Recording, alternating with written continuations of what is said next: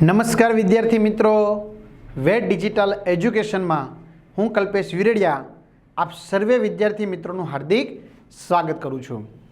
મિત્રો, આપણે જે અભ્યાસ કરી રહ્યા છીએ ધોરણ 10 વિષય વિજ્ઞાન પાઠ 4 કાર્બન અને તેના સંયોજનો, જેમાંથી આજે આપણે પ્રશ્ન નંબર 4 કાર્બનની ચતુઃ સંયોજકતા એટલે કે આ પાઠના હૃદયશમા પ્રશ્ન વિશે ચર્ચા કરવાના છીએ। એટલે આ પ્રશ્નને ખાસ સંપૂર્ણ જોશો, એટલે કે જો આપને પહેલી વારમાં ન ખ્યાલ આવે તો બીજી વાર અથવા તો ત્રીજી વાર જોઈને આ પ્રશ્નને બરાબર સમજવાનો પ્રયત્ન કરીશું આપણે। કારણ કે જો આ પ્રશ્ન આપણો ક્લિયર થઈ જશે તો આવનારા એટલે કે આ પાઠના અન્ય પછીના પ્રશ્નો જે છે કે જેમાં કાર્બન સંયોજનો ધરાવતા સમીકરણો આપણે સોલ્વ કરવાના થશે તો ત્યારે આ પ્રશ્ન આપણે ખૂબ જ મદદરૂપ થશે। એટલે ખાસ જોઈ લઈશું આપણે પ્રશ્નને, અંત તક સુધી જોશું આ વિડીયોને, બરાબર છે? તો ચાલો શરૂ કરીએ। કાર્બનની ચતુઃ સંયોજકતા, ચતુઃ એટલે કેટલી? તો ચતુઃ એટલે 4। શું કામ કાર્બનની 4 સંયોજકતા કીધી છે?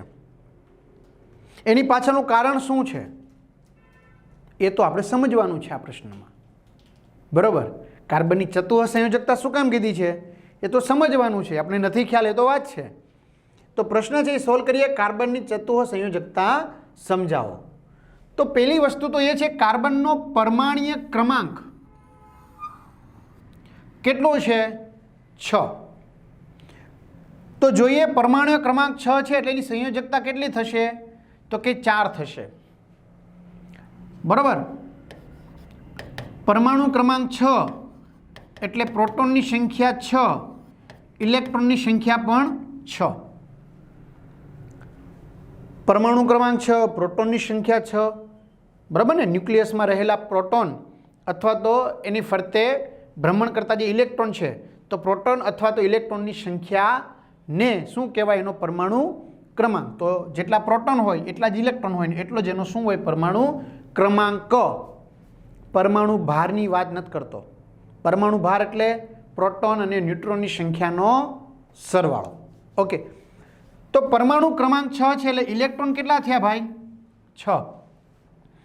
ઇલેક્ટ્રોન 6 થયા એટલે કાર્બનની ઇલેક્ટ્રોન રચનાની વાત કરીએ તો કાર્બનની ઇલેક્ટ્રોન રચના થાય કેટલી? તો કે ભાઈ 2 4 થાય, બરાબર છે ને? હા, કારણ કે આપણે ખ્યાલ છે પહેલી કક્ષામાં 2 ભરવાના, બીજીમાં 8 ભરવાના, ત્રીજીમાં 8 ભરવાના, પછી 18 18 32 અને 32 આ રીતની છે ગોઠવણી। 2 8 8 18 18 32 32 એનું સામાન્ય સૂત્ર છે 2n², જ્યાં n બરાબર કક્ષાનો શું લખવાનો હોય? ક્રમ। એ આપણે આગળ ચર્ચા કરીશું વિગતવાર। તો બાહ્ય કક્ષામાં કેટલા છે? 4। કાર્બનની નજીકનું તત્વ કોણ? હિલિયમ અથવા તો નિયોન। હિલિયમનો પરમાણુ ક્રમાંક 2 છે, નિયોનનો પરમાણુ ક્રમાંક 10 છે। હિલિયમની ઇલેક્ટ્રોન રચના લેવા જઈએ તો કેટલી થશે? 2। નિયોનની કેટલી થશે? 2 8। હવે આ ભાઈની કક્ષામાં એટલે કે કાર્બનની કક્ષામાં 4 છે તો 4નું શું કરવું પડે? કાં તો 4 ગુમાવવા પડે, કાં તો 4 મેળવવા પડે, અથવા તો એ ગુમાવી પણ ન શકતા હોય, મેળવી પણ ન શકતા હોય તો ત્યારે 4ની શું કરવી પડે? ભાગીદારી। તો પ્રશ્ન કેટલાનો આવ્યો? 4નો જ આવ્યો ને? કાં તો 4 ગુમાવી દે, સોલ્વ થઈ ગયું, અથવા 4 મેળવી લે, 8 થઈ ગયા, અથવા તો બાહ્ય કક્ષામાં 4ની શું કરી નાખે? ભાગીદારી। બાહ્ય કક્ષા પૂર્ણ થઈ ગઈ। ટૂંકમાં બાહ્ય કક્ષા પૂર્ણ હોવી જોઈએ, ખ્યાલ આવે છે? એટલે 4નો વહીવટ કરવો પડે, એટલા માટે શબ્દ કયો વાપર્યો છે? ચતુઃ સંયોજકતા એવો શબ્દ વાપર્યો છે। ખ્યાલ આવે છે? જોઈએ આગળ। કાર્બનનો પરમાણ્વીય ક્રમાંક 6 છે, વિકલ્પ સ્વરૂપે, ખાલી જગ્યા સ્વરૂપે, ખરા ખોટા સ્વરૂપે આપણે યાદ રાખી લઈશું। ઓકે, કાર્બન પરમાણુની ઇલેક્ટ્રોન રચના નીચે મુજબ થશે। કઈ રીતે થશે? કે કક્ષામાં 2, એલ કક્ષામાં 4। અહીંયા શું આપ્યું છે? જો કાર્બનનો પરમાણુ ક્રમાંક, કાર્બનનો પરમાણુ ક્રમાંક કેટલો આપ્યો છે મિત્રો? 6। ઇલેક્ટ્રોન રચના શું થઈ? 2 4.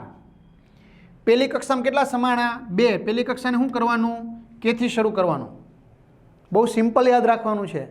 આ વિજ્ઞાન ભણાવે છે કોણ? કલ્પેશ સર. કલ્પેશ સરનો પહેલો અક્ષર શું થાય? કે. બસ, તો કેથી યાદ રાખો. સરસ છે ને? હા, તો પહેલી કક્ષા કે, પછી એલ. જો હજી વધારે હોય તો કઈ આવશે? એમ અને એન. એટલે 4 કક્ષા, કે એલ એમ અને એન.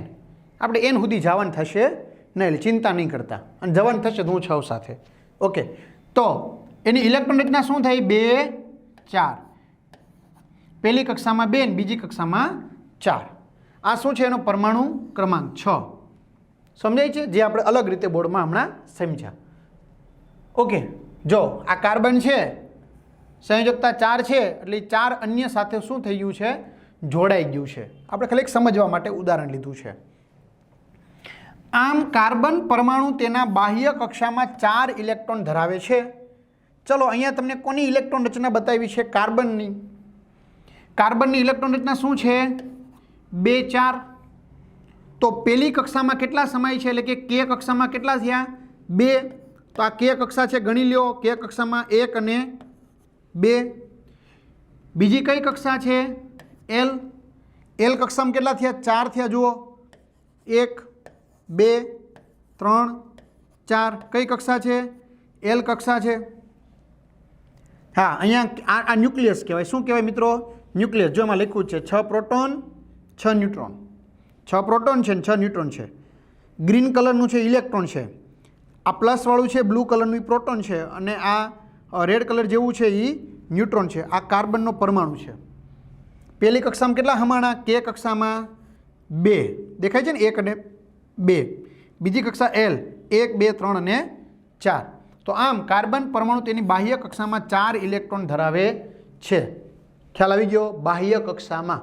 અને મેં તમને અગાઉના વિડીયો લેક્ચરમાં કીધેલું હતું, જે કાંઈ વહીવટ થશે એ કઈ કક્ષામાં થશે? બાહ્ય કક્ષામાં. આપવાની વાત થાય તોય ભલે ઇલેક્ટ્રોન, મેળવવાની વાત થાય તોય ભલે, ભાગીદારીની વાત થાય તોય ભલે, થશે બધો વહીવટ ક્યાં? બાહ્ય કક્ષામાં. ક્યાં? બાહ્ય કક્ષામાં. તો એની બાહ્ય કક્ષામાં 4 ઇલેક્ટ્રોન ધરાવે છે. આગળ, કોઈ પણ તત્વની પ્રતિક્રિયાત્મકતા એટલે કે એની સક્રિયતા સંપૂર્ણ ભરાયેલ બાહ્યતમ કક્ષા એટલે કે નિષ્ક્રિય વાયુ જેવી રચના પ્રાપ્ત કરવાની વૃત્તિને આધારે સમજાવી શકાય છે. જો કોઈ પણ તત્વ છે એ સક્રિય કેટલું છે, કોઈ પણ તત્વ સક્રિય કેટલું છે એ શેને આધારે સમજાવી શકાય છે? તો એની સંપૂર્ણ ભરાયેલ બાહ્યતમ કક્ષા. એની બાહ્યતમ કક્ષા કેવી હોવી જોઈએ? સંપૂર્ણ ઇલેક્ટ્રોનથી ભરાયેલી હોવી જોઈએ. જેની બાહ્ય કક્ષા સંપૂર્ણ ઇલેક્ટ્રોનથી ભરાયેલી હોય ને મિત્રો, એને કહેવાય નિષ્ક્રિય. કેવા? નિષ્ક્રિય. એ કોઈની સાથે કશી ભાગીદારી ના કરે, મેળવે નહીં, ગુમાવે નહીં, આપલે પણ ના કરે, એટલે કે ભાગીદારી પણ ના કરે, કશું નહીં કરે. તો કોઈ પણને છે ને એના જેવું બનવાનું મન થાય, એટલે શું કરશે? તો એના જેવું બનવા માટે એ નવો રસ્તો અપનાવશે. કાં આપલે કરશે, કાં ભાગીદારી કરશે. એટલે કે છે નિષ્ક્રિય વાયુ જેવી રચના પ્રાપ્ત કરવાની વૃત્તિ છે બધાને. જો બધાને કોના જેવું થવું છે? નિષ્ક્રિય થવું છે. બરાબર? જેની બાહ્ય કક્ષા પૂર્ણ છે એના જેવું થવું છે. જેમ કે મેં તમને હમણાં સમજાવ્યું, હિલિયમ અને નિયોન. બરાબર? બાહ્ય કક્ષા પૂર્ણ છે તો કે હા, બસ તો આના જેવી વૃત્તિ છે બધાની. તો કોઈ પણ તત્વની સક્રિયતા સંપૂર્ણ ભરાયેલ કોના પર આધાર રાખે છે? તો કોઈ પણ તત્વની સક્રિયતા સંપૂર્ણ ભરાયેલ જેની બાહ્યતમ કક્ષા હોય એવા નિષ્ક્રિય વાયુ જેવી રચના પ્રાપ્ત કરવાની વૃત્તિ પર આધાર રાખે છે. એને આધારે સમજાવી શકાય. આયનીય સંયોજનોની રચના કરતા તત્વો નિષ્ક્રિય વાયુ જેવી રચના બાહ્યતમ કક્ષામાં રહેલા ઇલેક્ટ્રોન મેળવીને કે ગુમાવીને પ્રાપ્ત કરે છે. જો આયોન શબ્દ આયનીય સંયોજનો એટલે આપણે બીજો પ્રશ્ન સમજ્યા હતા. જો કદાચ ન જોયો હોય તો જોઈ લેજો મિત્રો. બીજો પ્રશ્ન હતો આયનીય સંયોજનોના ગુણધર્મો જણાવો. જેમાં મેં તમને આયનીય સંયોજનોનું નિર્માણ કેવી રીતે થાય છે એ સમજાવેલું છે. તો અહીંયા ડાયરેક્ટ વાત કરીએ આયનીય સંયોજનોની રચના કરતા. બરાબર, આ આયનીય સંયોજન કયું છે? NaCl. તો એ નિષ્ક્રિય વાયુ જેવું બનવા માટે શું કરશે? કાં તો ઇલેક્ટ્રોન મેળવશે અથવા તો ગુમાવશે. અહીંયા સોડિયમ શું કરતું હતું? ઇલેક્ટ્રોન ગુમાવતું હતું. બરાબર, અને ક્લોરીન શું કરતું હતું? ઇલેક્ટ્રોન મેળવતું હતું. એટલે આયનીય સંયોજન બન્યું હતું કયું? NaCl. તો આયનીય સંયોજનો આવી નિષ્ક્રિય વાયુ જેવી રચના પ્રાપ્ત કરવા માટે કયો રસ્તો અપનાવશે? કાં તો ઇલેક્ટ્રોન ગુમાવવાનો અથવા તો ઇલેક્ટ્રોન મેળવવાનો. જ્યારે કાર્બન પરમાણુને નિષ્ક્રિય વાયુ જેવી ઇલેક્ટ્રોન રચના એટલે કે અષ્ટક રચના, અષ્ટક રચના એટલે કે બાહ્ય કક્ષામાં 8 ઇલેક્ટ્રોન કરવા, જેને કહેવાય અષ્ટક રચના પ્રાપ્ત કરવા માટે તેણે શું કરવું પડે? કાં તો 4 ઇલેક્ટ્રોન મેળવવા પડે અથવા તો 4 ઇલેક્ટ્રોન ગુમાવવા પડે. શું કામ 4 ઇલેક્ટ્રોન મેળવવા પડે, 4 ગુમાવવા પડે? કારણ કે કાર્બન ભાઈની બાહ્ય કક્ષામાં કેટલા છે? 4. તો એને હિલિયમ જેવું અથવા તો નિયોન જેવું થવું હોય તો એને શું કરવું પડે? કાં તો 4 ગુમાવવા પડે કાં તો 4 મેળવવા પડે. બીજો કોઈ રસ્તો નથી આયનીય સંયોજનોની જેમ. એટલે આ શબ્દ વાપરો છે આપણે, 4 ગુમાવવા કે 4 મેળવવા જરૂરી છે. જો કાર્બન પરમાણુને ઇલેક્ટ્રોન મેળવવા કે ગુમાવવા હોય તો પ્રશ્ન અહીંયા જ આવે છે. બોરે સમજાણું? તો જો અને તો આવ્યું ને? જો તો જો કાર્બન પરમાણુને ઇલેક્ટ્રોન મેળવવા કે ગુમાવવા હોય તો શું કરવું પડે? તો તે 4 ઇલેક્ટ્રોન મેળવીને કાર્બન 4 માઇનસ આયન બનશે. એટલે કે એને શું કહેવાય? એનાયન. એનાયન એટલે કે ઋણ આયન બનાવી શકે છે. જો કાર્બન 4 ઇલેક્ટ્રોન મેળવે તો એ શું બનાવી શકે છે? ઋણ આયન બનાવી શકે છે. પરંતુ 6 પ્રોટોન ધરાવતા પરમાણુ કેન્દ્ર માટે 10 ઇલેક્ટ્રોન એટલે કે વધારાના 4 ઇલેક્ટ્રોનને સમાવવા મુશ્કેલ થઈ શકે છે. એટલે કે 10 ઇલેક્ટ્રોનને આકર્ષી રાખવા એના માટે મુશ્કેલ થઈ શકે છે, જે અસ્થાયી છે. એટલે આપણો આ પ્લાન કેવો ગયો? ફ્લોપ. બરાબર સમજીએ. કાર્બન 4 ઇલેક્ટ્રોન મેળવે છે. બરાબર, ધારો કે કાર્બને 4 ઇલેક્ટ્રોન મેળવા. કાર્બનની ઇલેક્ટ્રોન રચના શું છે? 2 4. ધારો કે કાર્બને 4 ઇલેક્ટ્રોન મેળવા તો કાર્બન શું બનશે? -4 આયન બનશે. બરાબર, હવે બાહ્ય કક્ષામાં કેટલા થશે? 2 8. આવું થયું. ઓકે. કાર્બન પાસે પ્રોટોન કેટલા હતા? 6. ઇલેક્ટ્રોન કેટલા હતા? 6. હવે એને ઇલેક્ટ્રોન કેટલા મેળવા? 4. ઇલેક્ટ્રોન થયા કેટલા? 10. ઇલેક્ટ્રોનનો વીજભાર કેવો? ઋણ. ઓકે. પ્રોટોન કેટલા છે? 6. પ્રોટોનનો વીજભાર કેટલો થયો? ધન. 10 માંથી 4 જશે, સોરી 10 માં 6 જશે, કેટલા વધશે? 4. મોટા નિશાની -4 આવી ગયું એટલે કાર્બન કેવો બન્યો? -4. આ તો બધાને ખબર પડી ગઈ. પણ 6 પ્રોટોન ધરાવતા કાર્બન માટે આ 10 ઇલેક્ટ્રોનને સમાવવા શું થઈ ગયા? મુશ્કેલ થઈ જાય. એટલે કે આ 10 ઇલેક્ટ્રોનને એ આકર્ષી શકશે નહીં. એટલે પરમાણુ કેવો બનશે? અસ્થાયી બનશે. પરમાણુ કેવો બનશે? અસ્થાયી બનશે.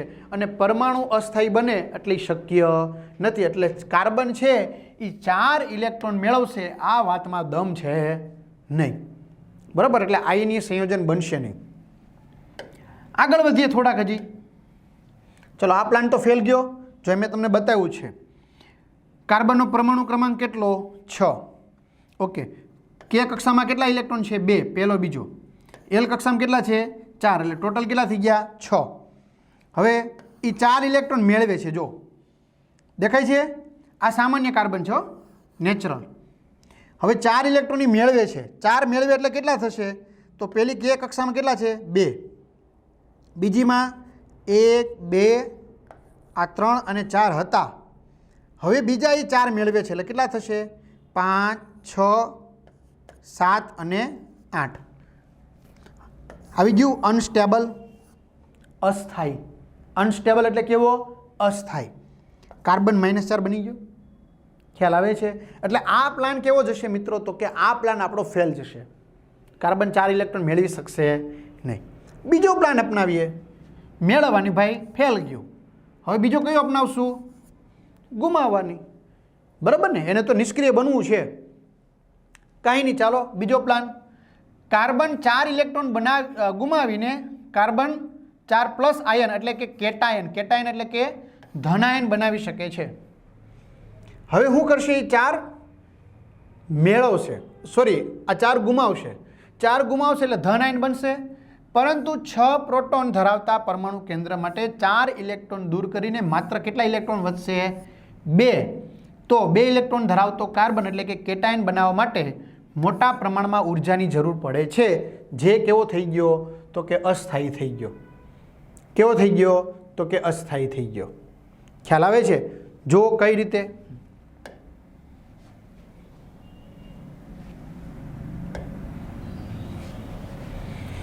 ચાર એને ગુમાવવાની વાત હતી, સોરી 4 મેળવવાની. હવે 4 ગુમાવશે. કેટલા ગુમાવ્યા? 4 ગુમાવશે એટલે ધનાયન બનશે. તો ઇલેક્ટ્રોન રચના શું થઈ ગઈ? 2. ઓકે, આપને ખબર છે પ્રોટોન કેટલા છે? 6. ઇલેક્ટ્રોન કેટલા થાય? 6 હતા, એમાંથી 4 એને દૂર કર્યા. હવે કેટલા વધ્યા? 2 વધ્યા. ઓકે, હવે કેટલા વધ્યા? ખાલી 2 વધ્યા ને? બરાબર. હવે માત્ર 2 ઇલેક્ટ્રોન જ વધ્યા. તો હવે શું કહે છે? 2 ઇલેક્ટ્રોન વખતે એને ઉર્જા મોટા પ્રમાણમાં ગુમાવવી પડશે. એટલે આ વસ્તુ પણ શક્ય નથી. એટલે કાર્બન છે એ 4 ઇલેક્ટ્રોન મેળવે તોય શક્ય નથી, 4 ગુમાવે તો પણ શક્ય નથી. એટલે આ પ્લાન પણ આપણો કેવો જશે? ફેલ જશે. એટલે કે 4 ઇલેક્ટ્રોન ગુમાવે એટલે માત્ર 2 ઇલેક્ટ્રોન જ વધ્યા. પરિણામે કેટાયન બનવા માટે એને મોટા પ્રમાણમાં ઉર્જાની જરૂર પડે છે, જે કેવું છે? અસ્થાયી છે.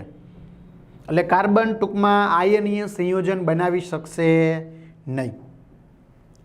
તો હવે એક જ રસ્તો રહ્યો, નહીં ગુમાવી શકે નહીં મેળવી શકે. તો હવે એક જ રસ્તો કયો રહ્યો? ભાગીદારી. કયો રહ્યો?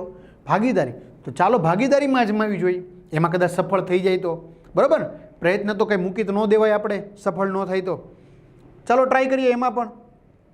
ટૂંકમાં કાર્બન પરમાણુ વિદ્યુત સંયોજકતાથી એટલે કે આયોનિક બંધથી જોડાઈ શકતો નથી. એટલે કે ઇલેક્ટ્રોન ગુમાવી કે ઇલેક્ટ્રોન મેળવી એટલે કે ધન આયન બનાવી કે ઋણ આયન બનાવી, એ કાર્બન છે એ સહસંયોજક બંધ એટલે કે આયનીય બંધ આયનીય બંધનું નિર્માણ કરી શકતો નથી. આથી કાર્બન પરમાણુ, આથી કોણ? તો કે કાર્બન પરમાણુ અન્ય કાર્બન પરમાણુઓ સાથે નવો રસ્તો અપનાવશે.